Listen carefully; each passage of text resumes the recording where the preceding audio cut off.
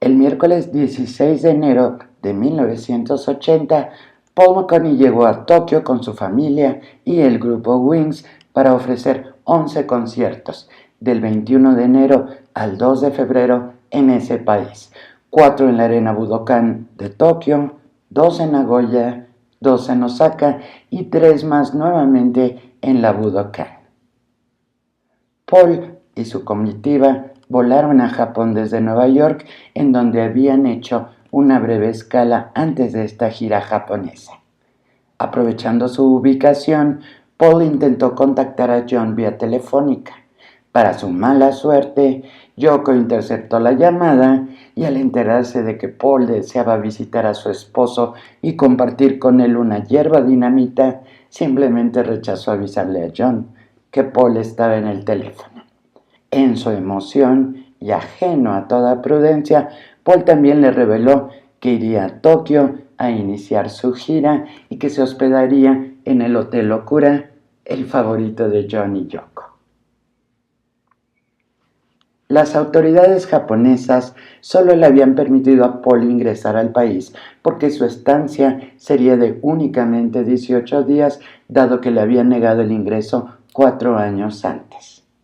Tal como fue programado, Paul, Linda, sus 4 hijos, Lawrence Joubert, Steve Holly y Denny Lane, arribaron al aeropuerto Narita el 16 de enero y de manera inmediata ingresaron a la aduana japonesa.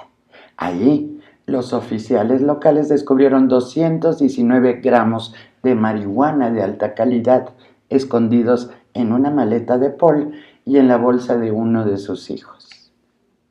Sin mayor protocolo, Paul fue esposado y llevado a la estación local de policía. Ahí fue interrogado durante varias horas. A cuestionamientos de la prensa, que en ningún momento dejó de reportar el incidente, anunció que éste permanecería durante toda la noche en los separos con el fin de que el interrogatorio continuara al día siguiente.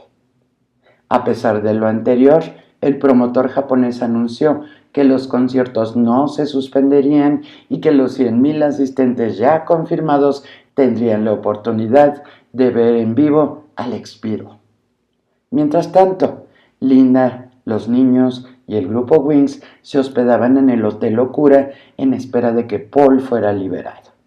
Ajenos al ambiente exterior, no se enteraron de los insistentes rumores que señalaban que Yoko había alertado a las autoridades japonesas sobre la llegada de Paul a su país de origen portando droga y, peor aún, de que toda la música y publicidad de Wings acababa de ser prohibida en la radio y televisión del país.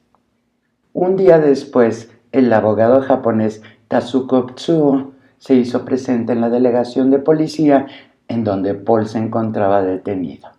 Lo acompañó durante el interrogatorio de 6 horas y le confirmó a las autoridades que Paul llevaba la marihuana únicamente para su consumo personal durante los 11 conciertos programados.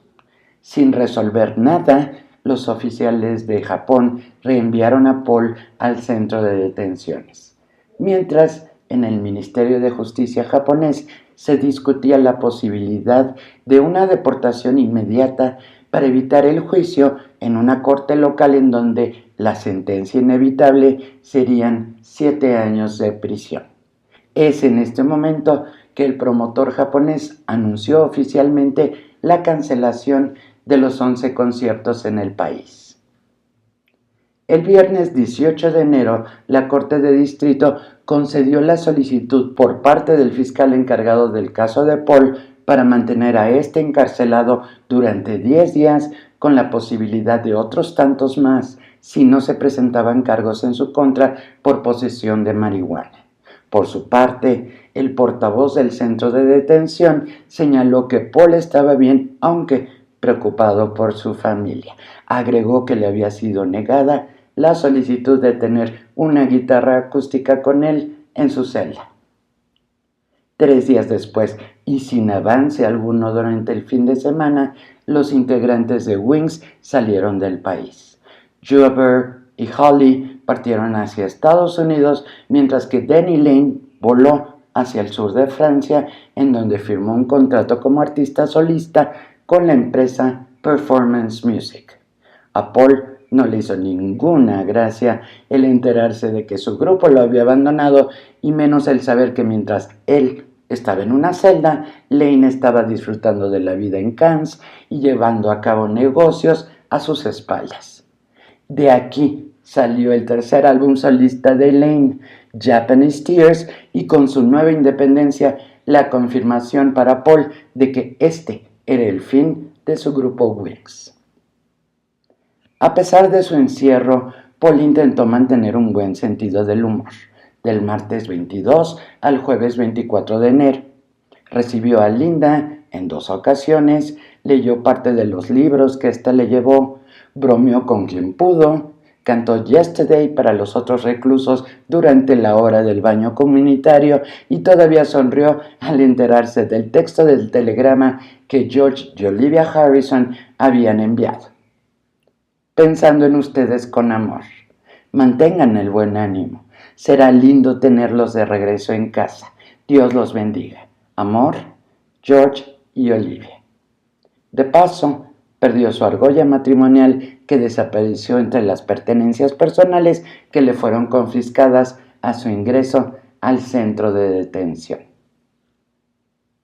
El viernes 25 de enero de 1980, Paul fue deportado de Japón después de haber pasado 10 días encerrado en el centro de detenciones de Tokio. Las autoridades japonesas explicaron que el fiscal se había rehusado a presentar cargos formales en su contra, dado que la marihuana que había ingresado al país tenía como fin único el consumo personal. Cientos de fans ubicados en la salida del penal corearon "Sayonara, Sayonara", mientras Paul fue llevado directamente al aeropuerto en una patrulla alrededor de las 11 de la mañana. De ahí se reunió con Linda y sus hijos en el vuelo de las 12:30 que los llevaría a Inglaterra, haciendo escala en Alaska y Ámsterdam. La familia finalmente aterrizó en el aeropuerto de Kent el sábado 26 de enero, desde donde se transportó de manera inmediata a su casa en Sussex. Este incidente no solo implicó para Paul una severa humillación y un gran dolor para él y para los suyos. Los famosos 219 gramos de marihuana resultaron ser los más caros de su vida. Tuvo que pagar 700,000 libras de multa por ellos en Japón y durante el resto de ese año más de $2 millones al promotor japonés como indemnización. He sido muy tonto. Lo que hice fue increíblemente estúpido. Dios mío, qué estúpido fui. Estaba realmente asustado, pensando en que podría haberme quedado detenido por mucho tiempo. He decidido no volver a fumar marihuana.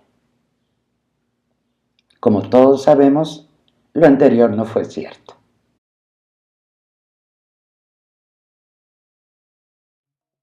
Producido con información de elcirculobeatle.com, de un texto de Tere Chacón. Visítanos.